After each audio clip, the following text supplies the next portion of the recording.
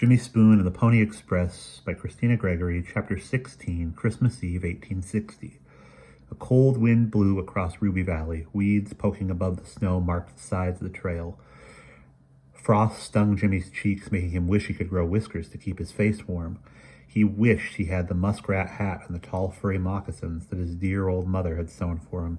Around his neck he wore a gray wool scarf that itched, and under his clothes wool long johns, also itchy. Buckskin gloves kept his hands from freezing, but by the time he would unsaddle his horse, his fingers would be too numb to hold a soup spoon. How grateful Jimmy was to sit in front of the fire. Snow blew in through narrow cracks in the walls, melting on the floor into small muddy pools. Often others were there, too, warming themselves between rides, sometimes new boys who'd just been hired, sometimes travelers. It was easy to make friends around a fire, as it had been around the fire in Washaki's teepee. To Jimmy, there was nothing like a cozy, warm lodge in a blizzard. One evening, Pen and Jimmy wrapped bread dough around twigs and held them over the coals to bake. When done, they passed one to Billy Cody, who dozed in a bunk, one to Mr. Tagg, and one to another boy named Gus. While they ate the delicious hot stick bread, Milo brought his Bible to the hearth. It was identical to Jimmy's, small as a hand and bound in soft, dark suede. "Don't suppose you realize this," he said, but it's a special night. It's Christmas Eve. I'd like to read you fellas something."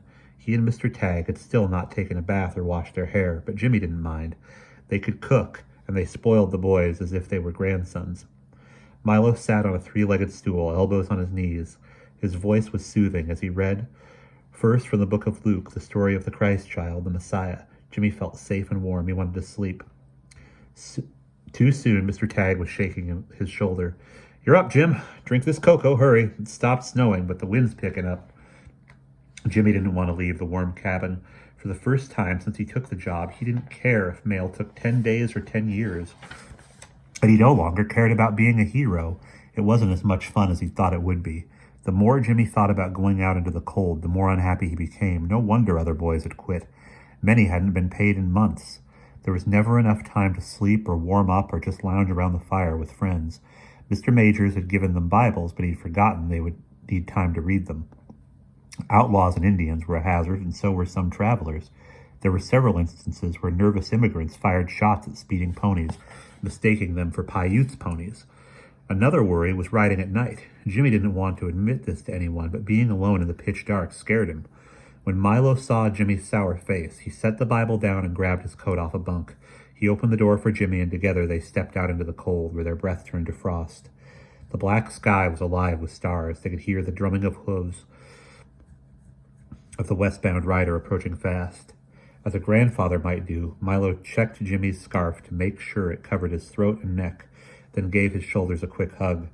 In the next rushing moments, while Mr. Tagg caught the mochila and Jimmy mounted, Milo called, "We need you, son. We're all counting on you." In a bolt, Milo was off. The rush of cold air woke him completely and made him crouch close to the horse for warmth. Wind drove a chill into his arms and legs, as if he'd been wearing no clothes at all, but for some reason he felt excited. The night was beautiful. Snow made the desert look like a white quilt.